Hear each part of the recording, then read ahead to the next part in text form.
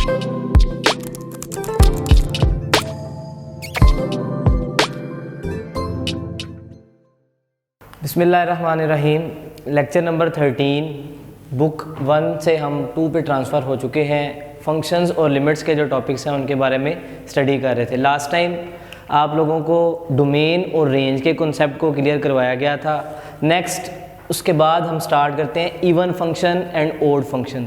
ये कॉन्सेप्ट ज़ाहिर बुक में अगर देखते हैं तो बड़ा सिंपल सा है जी। अगर x की जगह पे हम फंक्शन में -x पुट कर दें तो दो तरह के रिजल्ट्स जनरेट होते हैं, या तो ओरिजिनल फंक्शन बन जाता है या ओरिजिनल फंक्शन का नेगेटिव बन जाता है। सिर्फ यही इवन और ओड फंक्शन का सबूत नहीं है, यही चीज़ हमें ई कैट में डिफ्रेंशिएट करनी होती है कि ई कैट में हमारी एक्स्ट्रा लर्निंग क्या है। तो आज उसके बारे में देखते हैं कि अगर फंक्शन में हम x की जगह पे -x रिप्लेस कर देते हैं तो बेसिक डेफिनेशन तो यही है कि ओरिजिनल फंक्शन बन जाना चाहिए।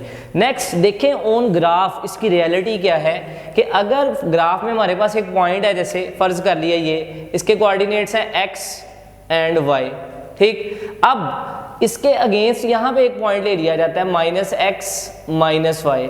अगर ये दोनों पॉइंट्स सेम ग्राफ पे लाए कर रहे होंगे, यानी जिस ग्राफ पे xy वाला पॉइंट है उसी ग्राफ पे -xy वाला पॉइंट होगा, तो ये शो करेगा कि this function is even function, ठीक है जी। इस फंक्शन के बारे में ये भी हकीकत आपने याद रखनी है कि it is symmetric about y axis, कि y एक्सिस के अगेंस्ट इसने क्या करना होता है, मूव करना होता है, यानी ट्विस्ट करना होता है। क्लॉकवाइज मूव करेगा या फिर एंटी क्लॉकवाइज मूव करेगा। इसी तरह है ओड फंक्शन। ओड फंक्शन के बारे में क्या है, बेसिक डेफिनेशन तो यही है कि x की जगह पे -x रिप्लेस करें तो नेगेटिव ऑफ फंक्शन जनरेट हो जाए, तो ऐसे फंक्शन को हम क्या कहते हैं, ओड फंक्शन। ग्राफ के अंदर देखें तो xy और फंक्शन का अगर हम नेगेटिव पॉइंट ले लें, यानी -x और -y, उस केस में यानी ये असल में क्या शो कर रहा है कि आपने x को रिप्लेस किया -x से, तो y पे क्या फ़र्क पड़ा, यानी फंक्शन का आंसर क्या हो गया, नेगेटिव हो गया। तो ऐसे फंक्शन को भी हम क्या कहते हैं, ओड फंक्शन, ठीक है जी। कि ये इसका ओरिजिनल पॉइंट था, उसको आपने x को रिप्लेस किया -x से, तो आपकी जो y की वैल्यू है वो भी क्या हो गई, माइनस हो गई। ऐसे फंक्शन को हम किस नाम से याद रखते हैं, ओड फंक्शन के नाम से। ओड फंक्शन जो है ये सिमेट्रिक होता है अबाउट ओरिजिन, कि या तो ये फर्स्ट और थर्ड में एग्जिस्ट कर रहा होगा या सेकंड और फोर्थ क्वाड्रेंट में एग्जिस्ट कर रहा होगा। इसकी डिस्कशन अभी आगे चल के मजीद करते हैं। अब इनसे रिलेटेड एमसीक्यूज़ क्या बन सकते हैं, आपको याद है कि एमसीक्यूज़ के लिए मैं मुख्तलिफ किस्म के नोट आपको डिक्टेट करवाता हूँ, ठीक है। अगर वो नोट आप समझ लेंगे फिर उस एमसीक्यूज़ में जितने मर्जी ट्विस्ट कर लिए जाएं आप इजीली अटेम्प्ट कर सकते हैं। बिलफर्ज अगर एक नोट है हमारे पास तो उसके अगेंस्ट 3-4 एमसीक्यूज़ बन जाते हैं। तो अगर हम 10 नोट पढ़ेंगे तो कितने एमसीक्यूज़ हो जाएंगे, 40 एमसीक्यूज़ हो जाएंगे। पहला देखते हैं ji, product of 2 even function is also even. Suppose you have given x² + x4 और दूसरी तरफ है x6 + 8, x की पावर 8 कर लेते हैं हम, ठीक है जी, या x6 + 8 कर लेते हैं। तो अब इन दोनों फंक्शंस को जब मल्टीप्लाई किया जाएगा तो रिजल्टेंट फंक्शन क्या होगा, वो भी एक इवन फंक्शन ही होगा। इसी तरह अगर दो इवन फंक्शंस का हम सम या डिफरेंस लेते हैं तो उनसे आने वाला जो रिजल्टेंट फंक्शन है वो क्या होगा, इवन फंक्शन होगा, ठीक है जी। यानी कहने का मतलब फ़र्ज़ कर लें एक फंक्शन है x4 + 1, दूसरा है x² + 1, इन दोनों को ऐड कर दिया तो x4 + x² + 2 बन गया या 5 बन गया। तो ये रिजल्टेंट फंक्शन बजाते खुद क्या है, एक इवन फंक्शन है। इन एग्जांपल्स को आप मुख्तलिफ किस्म के ट्विस्ट की मदद से क्या कर सकते हैं, एमसीक्यूज़ के तौर पर वेरीफाई कर सकते हैं। नेक्स्ट है जी, प्रोडक्ट ऑफ 2 ओड फंक्शन। अगर हमारे पास 2 ओड फंक्शन हैं तो उनकी आउटपुट क्या होगी, उनकी आउटपुट इवन फंक्शन होती है। उनकी आउटपुट क्या होती है जी, इवन फंक्शन। फ़र्ज़ कर लें हमारे पास है एक x³ + x³ + x, ये एक ओड फंक्शन है, और दूसरा ओड फंक्शन क्या है, x है। अब इन दोनों फंक्शन को अगर हम मल्टीप्लाई कर लें, x × x³ x की पावर 4 हो जाएगी और x × x x² हो जाएगा। तो आपको पता है जब इवन पावर हो तो फंक्शन क्या होता है, इवन हो जाता है, ठीक है जी। ये छोटी सी एग्जांपल मैंने कोड कर दी। इसी तरह अगर 2 ओड फंक्शंस का सम या डिफरेंस लिया जाए तो आंसर क्या आता है, जो रिजल्टेंट फंक्शन है वो क्या है, एक ओड फंक्शन है। अब ये चारों नोट आपस में कोलैबोरेट हो रहे हैं, आपने ध्यान से इनको याद रखना है कि इवन का प्रोडक्ट जो है वो इवन ही है, इवन का सम और डिफरेंस भी इवन ही है। लेकिन अगर 2 ओड का प्रोडक्ट लिया जाए तो वो इवन आ जाता है, और 2 ओड का सम या डिफरेंस लिया जाए तो वो क्या आता है जी, ओड आ जाता है, ठीक है जी। इसी तरह sum of even and odd function. अब एक इवन और एक ओड दोनों को क्या किया जा रहा है, सम किया जा रहा है, ठीक है। तो वो कहता है इस केस में ना तो इवन फंक्शन बनता है और ना ही ओड फंक्शन बनता है, क्योंकि आपको बुक में याद होगा बहुत से ऐसे क्वेश्चन से जिनके बारे में हम कहते थे कि ना वो एफ ऑफ एक्स के इक्वल आता है ना वो नेगेटिव एफ ऑफ एक्स के इक्वल आता है। उसके लिए भी स्टेटमेंट हम लिखते थे it is neither may be, यानी नाइदर इवन नॉर ओड, यानी ना ही वो इवन है ना ही ओड है। तो वो कब जनरेट होता है? अब एमसीक्यूज में तो आपको दो फंक्शन दे दिए जाए और पूछा जाए जी इनका प्रोडक्ट या इनका सम क्या होगा, तो आपने करने नहीं बैठ जाना, उधर करने का टाइम नहीं होता सॉल्व, आपने इन स्टेटमेंट के बिहाफ पर डिसाइड करना है कि स्टेटमेंट हमने क्या पढ़ी थी, नोट क्या पढ़ा था, इंटरेस्टिंग पॉइंट क्या आप समझाया गया था कि अगर एक इवन है और एक ओड है, दोनों को सम कर दें तो आउटपुट जैसी मर्जी होगी, ना ही वो इवन होगा ना ही वो ओड होगा। सिंपल इसका डिसीजन हो जाएगा, 1 मिनट से पहले आपके पास आंसर आ जाएगा। ठीक है जी।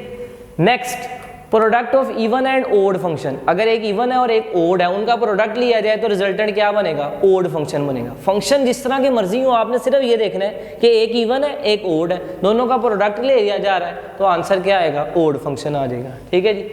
फिर क्या कोई ऐसा फंक्शन है जो इवन भी हो और ओड भी? तो ज़हन में ये क्वेश्चन आता है। ठीक है जी, अक्सर ये एमसीक्यू में भी पूछा जाता है, तो याद रखें F of x is equal to 0 is an function which is even as well as odd.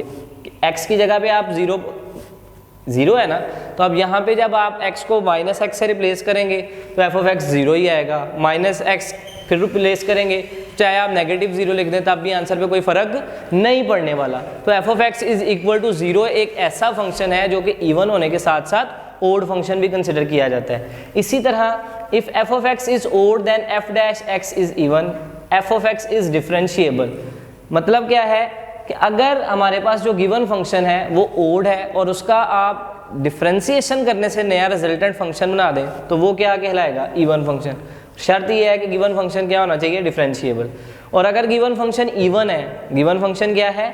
Even है, और आपने उसका डेरिवेटिव ले लिया तो उसका डेरिवेटिव क्या होगा? Odd function. बड़ा इंटरेस्टिंग ये दोनों पॉइंट है, आप लेके कोई दो फंक्शन चेक कर सकते हैं। जैसे फर्ज कर ले इवन फंक्शन ले रहा हूँ x4 प्लस एक्स स्क्वायर, इसका डेरिवेटिव लेंगे तो 4x क्यूब प्लस 2x आ जाएगा। ठीक है जी। तो ये जो डेरिवेटिव आया ये बजाते खुद क्या है? एक ओड फंक्शन है।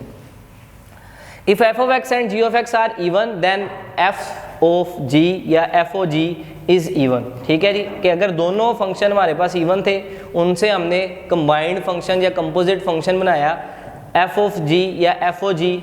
ठीक है जी, तो वो रिजल्टेंट फंक्शन भी क्या होगा? एक इवन फंक्शन ही कंसिडर किया जाएगा।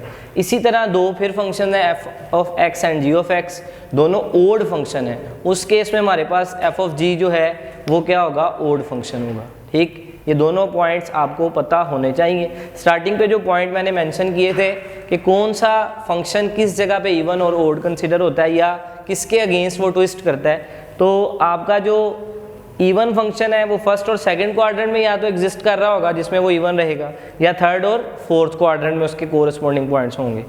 और जो ओड फंक्शन है वो फर्स्ट और थर्ड के लिहाज से होंगे, जैसे ये ग्राफ में मैंने लिखा है।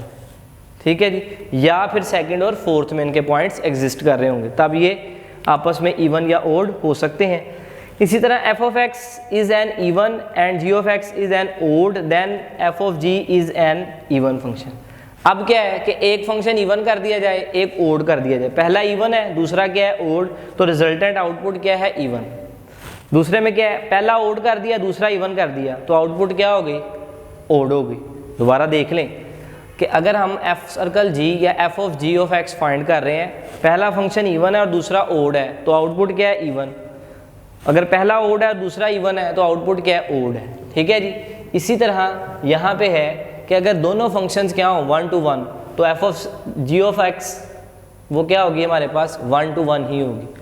और अगर हमारे पास गिवन फंक्शन जो है वो दोनों के दोनों क्या है? If f x g of x onto functions. ठीक है जी, उस केस में g of f is also onto function. ठीक, यानी इनका दोनों का जो कंपोजिट फंक्शन है जी सर्कल एफ, उस केस में एफ सर्कल जी की अभी बात नहीं कर रहे, जी सर्कल एफ की बात कर रहे हैं। ठीक है जी। इसी तरह अगर जी ऑफ एफ वो 1 to 1 हो तो इस केस में एफ ऑफ एक्स तो 1 to 1 ही होगा, लेकिन जो जी ऑफ एक्स है वो 1 to 1 हो भी सकता है और नहीं भी हो सकता। इन पॉइंट्स को आपने अच्छे तरीके से समझ लेना है। फिर if g of f is an onto then g of x is onto and f of x is may not be. मतलब कि अगर ये चीज़ हमारे पास ऑन टू है जी ऑफ एफ, ठीक है, तो इस केस में क्या होगा, जी ऑफ एक्स तो मस्ट है ऑन टू होगा, लेकिन एफ ऑफ एक्स जो है वो हो भी सकता है ऑन टू और नहीं भी। इसी तरह एफ ऑफ एक्स और जी ऑफ एक्स दोनों क्या है, बाइजेक्टिव फंक्शन है, तो जी ऑफ एफ भी क्या होगा, बाइजेक्टिव फंक्शन होगा। फिर लास्ट इस चैप्टर का जो पोर्शन है वो लिमिट्स हैं। लिमिट्स बेसिकली क्या होती हैं कि जब हमारे पास वेरिएबल की वैल्यू आप देखते हैं कि मुसलसल उसका रुझान, उसका ट्रेंड जो है, उसकी टेंडेंसी जो है वो एक वैल्यू की तरफ अप्रोच करती हुई दिखाई दे, तो हम फंक्शन को फिर लिमिटाइज कर देते हैं। जैसे मैंने एक डाटा लिखा 1/1, 1/4, 1/8, 1, इस तरह अगर वैल्यू को हम देखते जाएं, पावर्स इंक्रीज करती जाएंगी तो ओवरऑल जो वो फ्रैक्शन है वो किसके करीब बढ़ रही है, ज़ीरो के करीब बढ़ती चली जा रही है। तो हम कहते हैं कि in this case function is any function in which limit approaches to zero. और अगर दूसरी फंक्शन की बात करते हैं, इसमें पावर्स बढ़ती चली जाएंगी, जब पावर्स बढ़ रही हैं तो वैल्यूज़ इन्फिनिटी की तरफ चलती जाएंगी, ठीक है। तो हम कहते हैं कि in this function limit approaches to infinity.